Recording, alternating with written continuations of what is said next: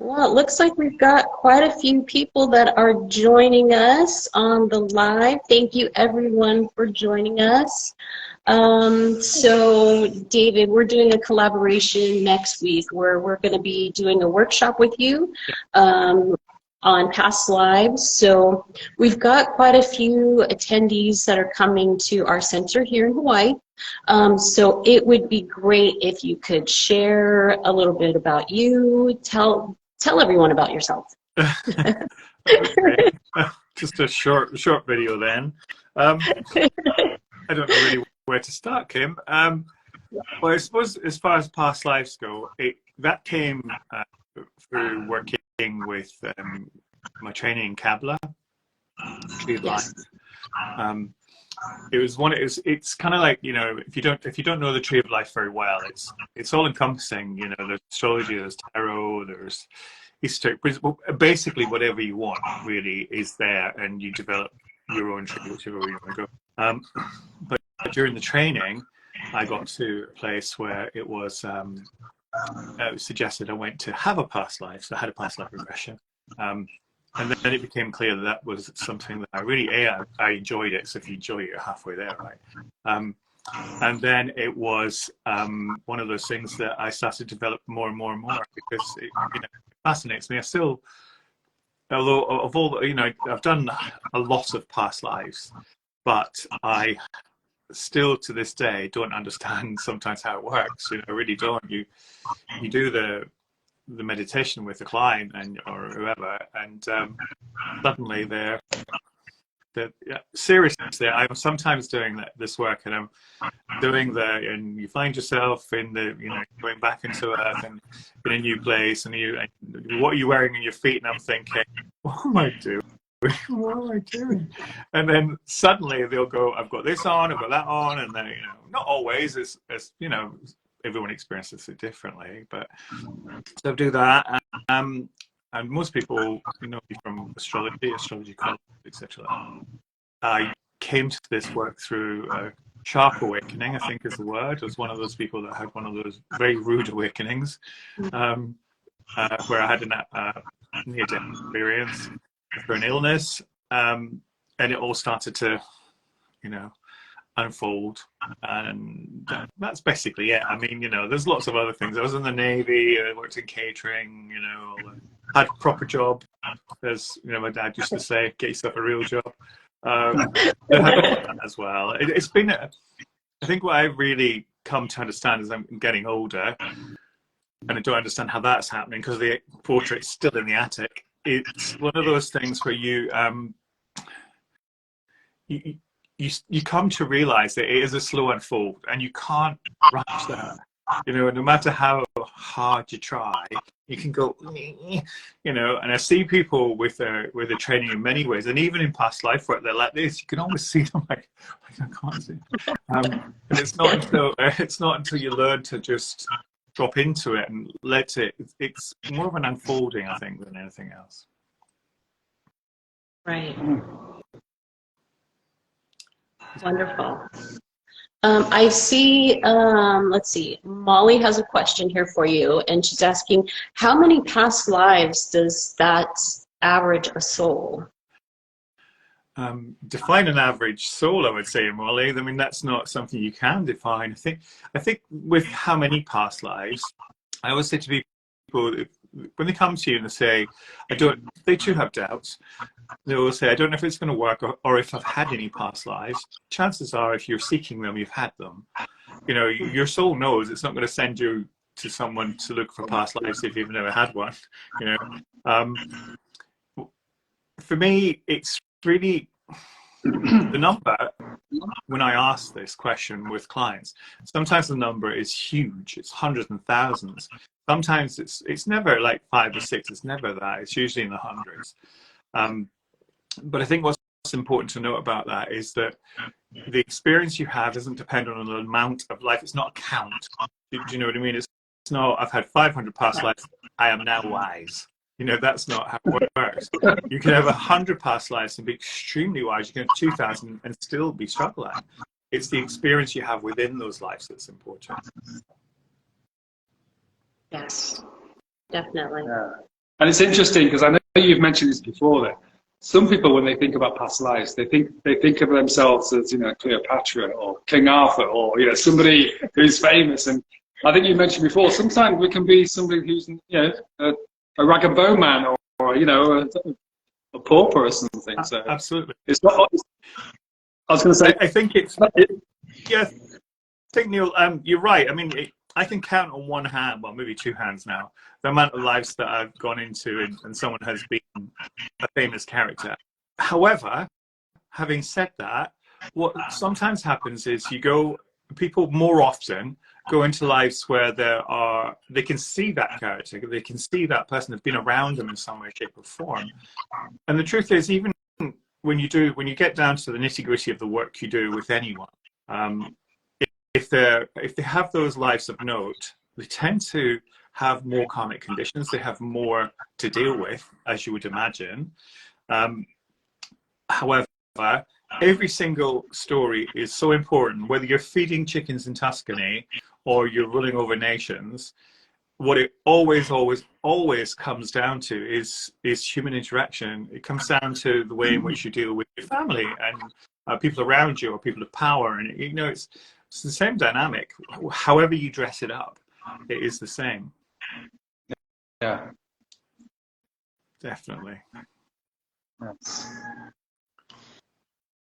Okay, and we've got another question here. Is everything in your next life opposite to this?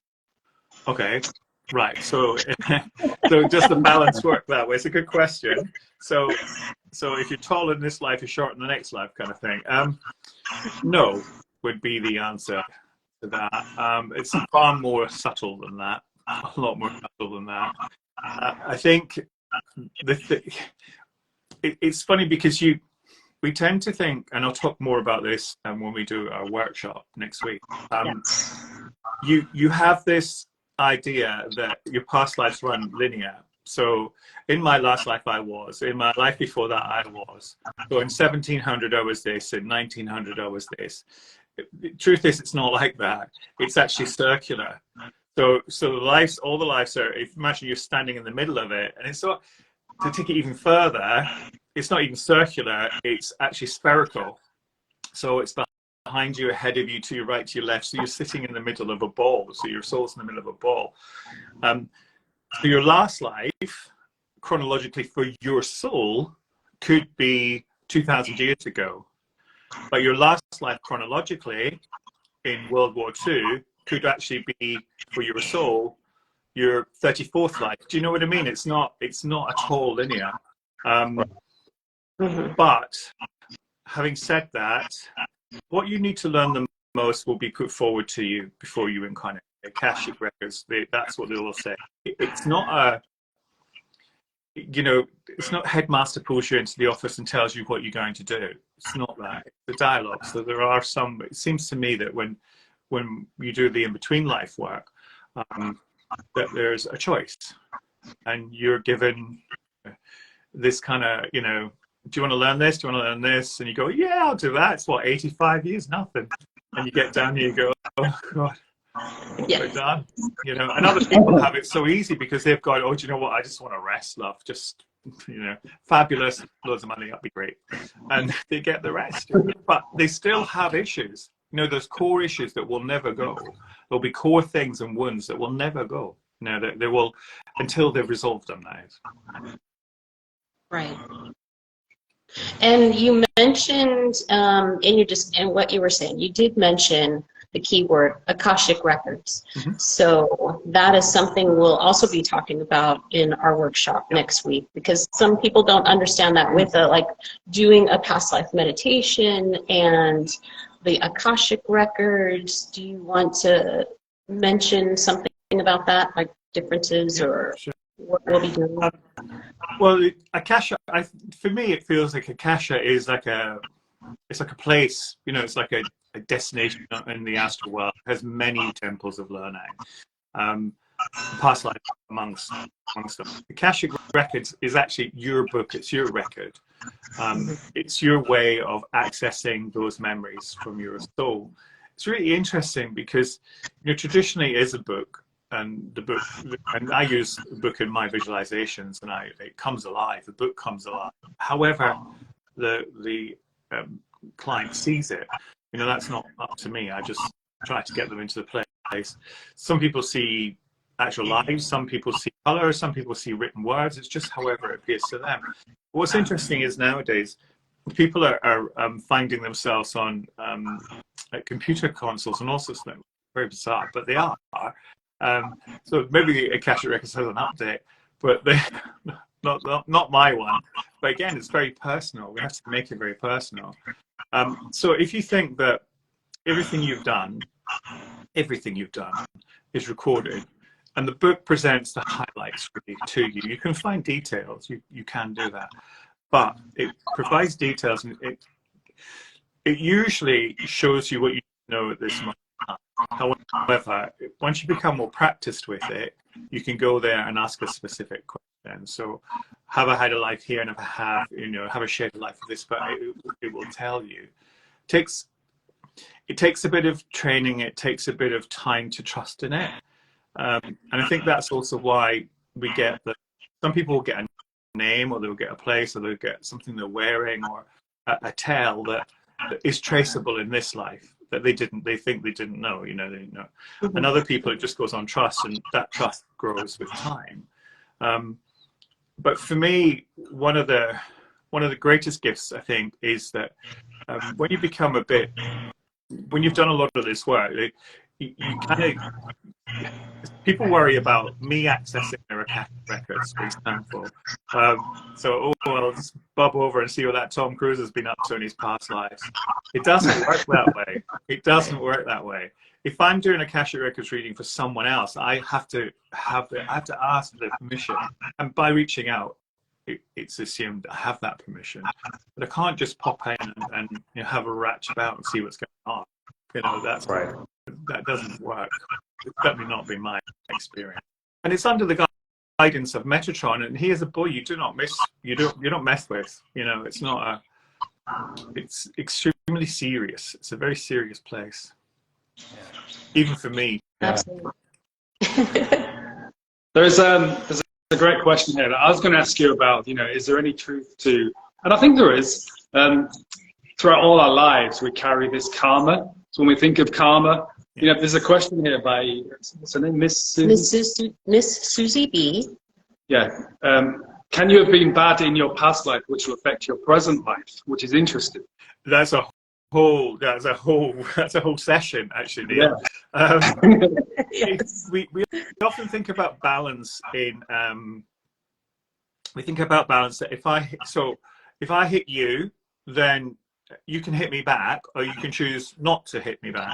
That's a choice. That's karma right there, right? So I will receive karma, but will I receive someone hitting me back, or will I receive something that's of an equal measure to that? Or will someone close to me get that, so I see what it was like and how it affected? Right. You see what I'm saying? It's a whole, and no one way is true. No one way is true.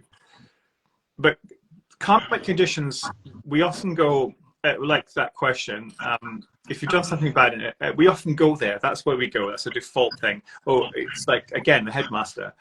But karmic conditions, remember, are all the great stuff you've done, all the amazing things you've done. There's a karmic condition attached to that too. And it's just, the word is just, to me, it's about balance. It's a wheel, and it's a balanced wheel. It's just, it's one of those things that sometimes you see instantly, because you've done something, you think, oh, and then it comes back and you think, oh, that's calm, like you drop your ice cream. And other times you don't see it at all, because it's coming in the next life, it's something in the next life. Or you see it around other people and things, There's a great t-shirt, isn't there? A great t-shirt moment, and it says the word karma, and it says, I saw that. Karma. That's all right. So it's kind of like that. It doesn't miss anything. So yes, there is a balance, but it's not always necessarily the same thing, the same way. But there is definitely an accounting for it. Yeah.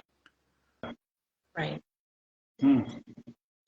Okay, here's another good question from Coral Henry 3, because when we do our workshop, this may happen when somebody does a past life, is, are we likely to be born on another planet?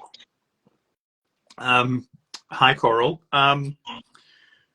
Likely, yes, it happens in past life work. I do see often that people come to, when they do the past life, I think, well, part of the way I do it one-on-one is to draw them back into Earth. The Earth revolves backwards and they come back down to Earth.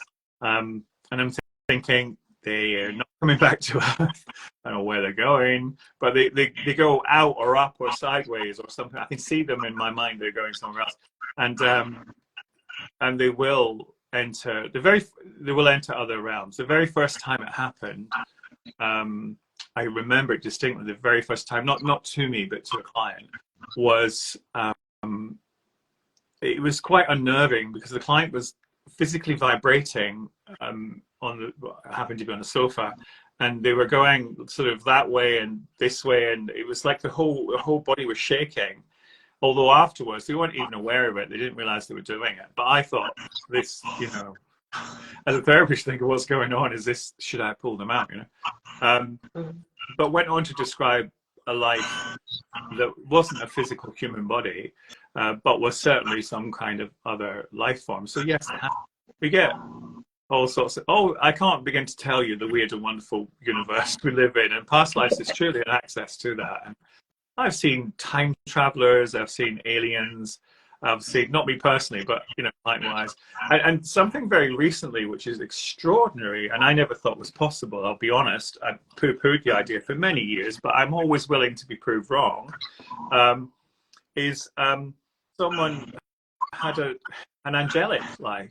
So this individual had incarnated and was in, and certainly had a hybrid angelic entity, and that was extraordinary for me.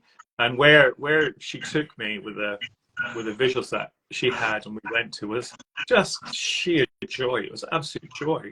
And part of the proof for me is that thing about how does it fit with their life now, here and now? You know, how, what? But having spoken to her afterwards, that's a really important bit afterwards, is to, you know, when you're one-on-one, is to talk to your client to see how it fits in with their life and their experience, because that's the point of it. It's not a dinner party story, you know, it makes a good one, but it's what's the reality of it for you here and now? It definitely fitted in with her life, and people had always unusually had mentioned that quality within her, even since she was a child, you know, so it's quite extraordinary. So nothing is off the table as far as I'm concerned. Yes, and you have been doing this for quite a while. You're quite experienced with past lives. I mean, we have several of your books, which are available on Amazon. Yes. So we know, you know, by doing this workshop too, that you are not somebody that's new. You are, you know, because it is a sensitive thing, a sensitive area, and like you were saying, accessing Akashic Records is also to be honored as well, which is why we are honored to be working with you to do this workshop, because, you know, we fully have our complete trust and faith in you to be able to do something like this. Thank you. You're making me blush now. Oh. You know, with what we do with the Pandora Star, the deep trance lamp that we have, we get a lot of clients who experience visions and past life experiences through this deep meditation. You know, we do our best to try and answer all the questions, but it's great to have this opportunity to work with you. So we can get all this sorted out. It's such an interesting thing you do with the light, because I've experienced it when I was visiting a fantastic friend. If you're in the Perth area, I mean, one of the most incredible mediums I've ever met is Donna Wignall. And when I was there, we did it before float, I think. So we had it then. I went into float time. It cured my jet lag, let me tell you. But it was extraordinary because it is, you know, with past life work, I take a good 20 minutes to get people relaxed, and then do the meditation visualization, the personal visualization, and then the session. So it's about an hour and 10, hour and 20 minutes, really. But with that light, you just like, it takes just a few minutes to adjust to what the hell is happening, to be honest, for me. Yeah. And then, yeah, you just go somewhere. It's amazing, isn't it? Yeah. It's amazing. Which is actually a good point I was going to ask you as well. Because we get asked this as well, you know, is it good to do a past life regression on your own or with somebody? I personally think it's always better to have somebody there, just in, you know, somebody who knows how to just snap you out of it.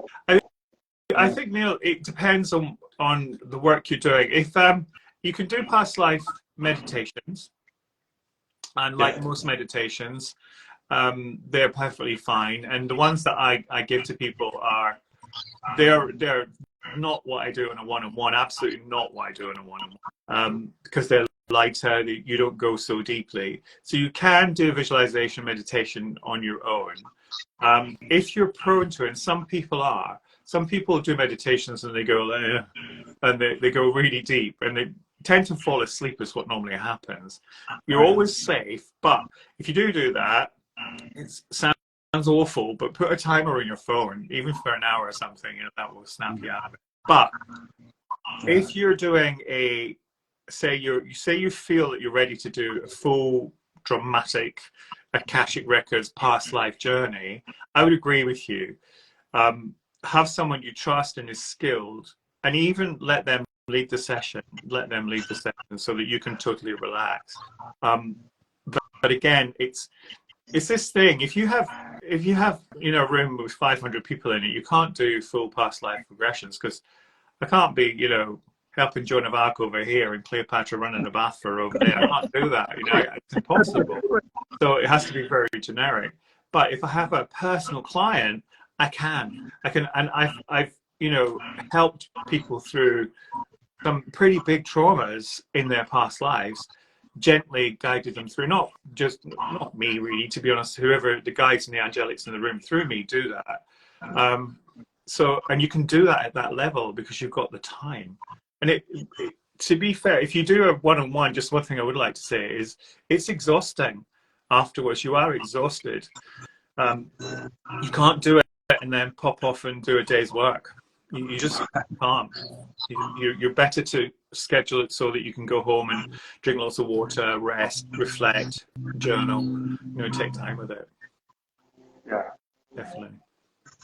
And so the meditation that we'll be offering to people who attend our workshop, afterwards they'll get a copy of the replay of the workshop, but they'll also receive a downloadable MP3 guided meditation from you. So can you tell us a little bit about that? Obviously it's not going to be a deep dive Akashic Record meditation. It won't be, but it will be a visit to the Akashic Records. But it won't be it won't be a deep dive one, no. What I tend to do, Kim, is I use the Tree of Life as the matrix. So I use the pathways and the temples of the Tree of Life because I know that they're extraordinarily well protected. Those pathways are well protected.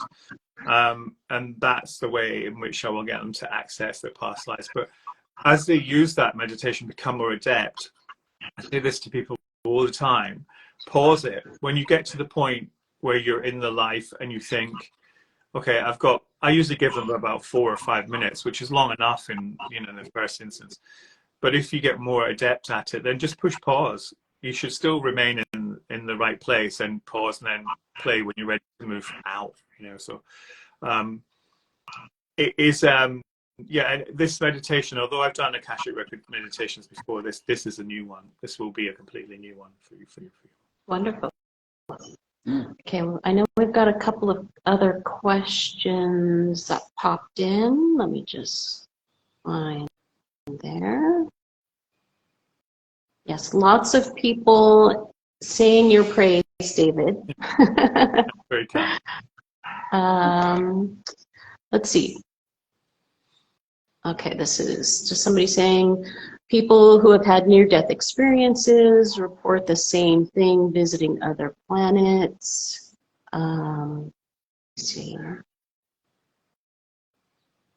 Okay, and somebody's asking about the workshop, which is available on Eventbrite. It is, if you go to the Serenus Light Instagram page, there is a link in our bio to sign up for the workshop.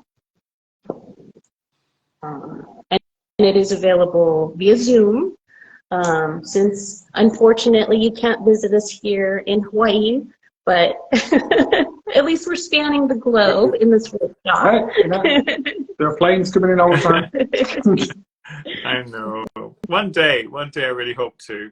It's also worth mentioning that UK, it's 9:30 in the evening on Saturday, a week today, isn't it? Yeah. Yes. 9:30 a week. That is the right, because this time thing has blown my mind. It's bizarre, isn't it? Past life. I mean, how much time travel do you want to do? And I can't figure out the time difference between Hawaii and here. It's ridiculous. I know in the present. Yeah. Half past 9 in the evening on Saturday the 17th is UK time, isn't it? I think. Right. Okay. So I'll try and look for a bit of. I'll have a little sleep. Oh, and also, happy birthday to you, since it was your birthday this week, for those of you that did not know. Yeah, it was Thursday. Yeah. Was it Thursday? I can't remember. I've forgotten already. Yeah, thank you. And thank you, everyone who did wish me happy birthday. It's very kind. Yes. Yeah. To remind me that I'm aging.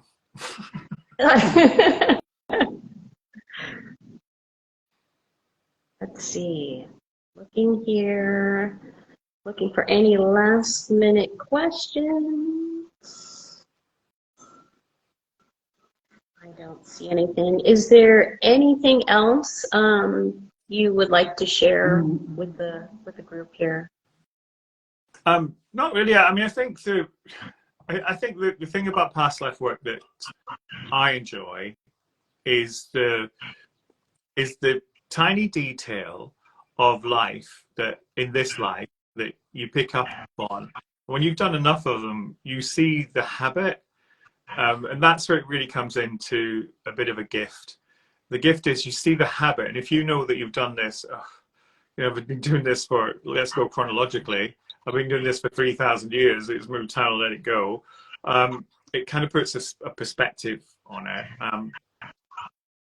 I think it's often misunderstood. Past life work is often misunderstood as in it's something that is lighter than everything else. But of all the things I do, apart from, let's say, the whole of the Tree of Life thing, but of all the things I do, astrology, tarot, the guide work, whatever, it's a single thing that on a one-to-one basis, you can find a good therapist, it's a single thing that will open up everything for you in the sense of proof, because we're all looking for that. If you struggle with that, it's one of the things that will go, okay, I'm going to check this out. If you get names, if you get dates, if you get something that you really have to search for. My first past life regression, I was wearing various clasps and things. It was a Grecian life, and we didn't have the internet in the dark ages when I did my first one. This was someone doing one for me, the very first one I did. So I had to go to a library, a real library in Portsmouth, and I looked through these books on Greek mythology and Greek history. And as I was looking through the books, I found these exact symbols. Now, there's no way that, not that I can think of, that I'd ever see them any other way. And that for me was a point. That was a point where I went, oh my God, there's something more here. And that was a real turning point for me, very much so. Do the work is the answer to that. Yes. Do the work. I know, and for me personally, I feel that way even when I'm watching, either Gaia or History Channel. There's certain things, it's like you have that knowing that you've been there, that experience that still carries on. It's like you know what they're going to say even before it's presented. So it is real. It's definitely a real thing. Well, yeah, and the thing is, Kim, we can say that to you, we're blue in the face, quite honestly. Yeah. But it's personal. It is personal. Listen, I don't disagree with you, but it is really personal. It's a personal thing, and that's of all the things I honor more than anything in my work is someone's personal belief and their right to say what a load of old rubbish. They're right to say that, you know, absolutely 100%. But do the work. You know, do the work. Yeah. T-shirt. Absolutely, yes. And mentioning on the do the work, I also want to promote, you know, what you do, because people can work with you, sign up with you to do Akashic readings and past life readings and stuff like that. We've done it, you know, with you several times, and it's always been amazing. Even to help me personally clear some karmic energy that's passed on, you know, into this life. So it's interesting. I mean, it is interesting for me how distance is no barrier, is it, with this work? I mean, it's energy is energy, right? And it's always interesting, and having had readings from and working with some of my colleagues, it's interesting how you have the session, and after the session something shifts, something changes, you know. It's extraordinary to me. But I love doing those sessions, because the guides and the angelics that visit my wee cottage in Scotland are thinking to myself, okay, run the hoover around first. But it's extraordinary when you feel that energy, because you although I feel it here, I know that actually they're with the client. Actually, that's where they are. You know, I'm just getting a bit of it here. They're not stamped. They're with the client. They're not with me. So it's phenomenal. So, but thank you. Thank you. yes.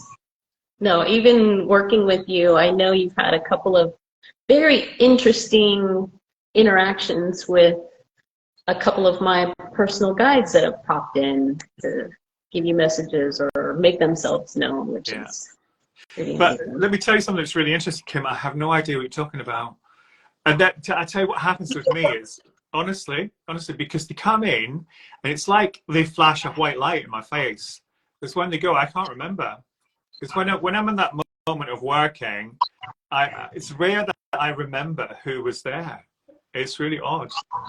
A bit of a revelation for you. So I have to sometimes, when you mention it, I will remember it.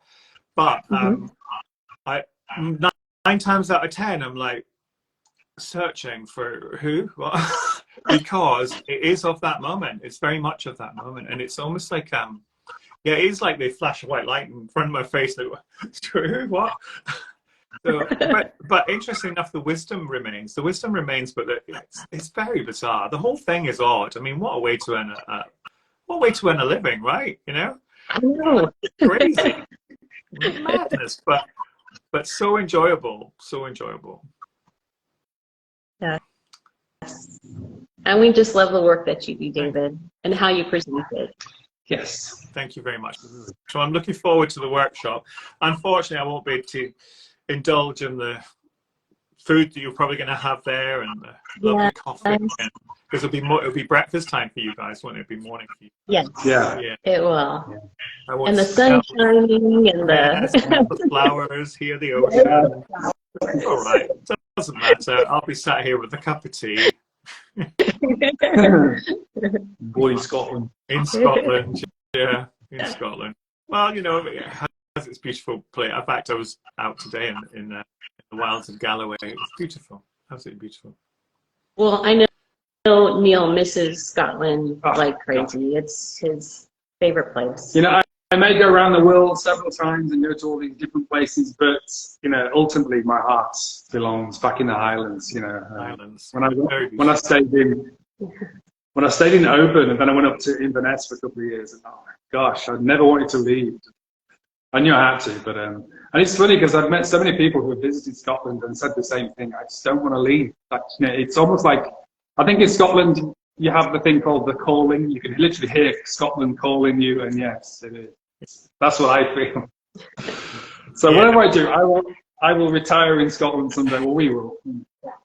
So then we'll come visit you, David. Yep, I wish I'll be living in Hawaii. Okay. Well, thank you so much, and thank you everyone that joined us and had questions, and we look forward to seeing you next weekend. Yeah. So, 9:30. Yeah. yes. All right, guys. Thank you so much. Thank you, David. Thank you, and thank you everybody for joining us. Yeah. Aloha. Aloha. Bye.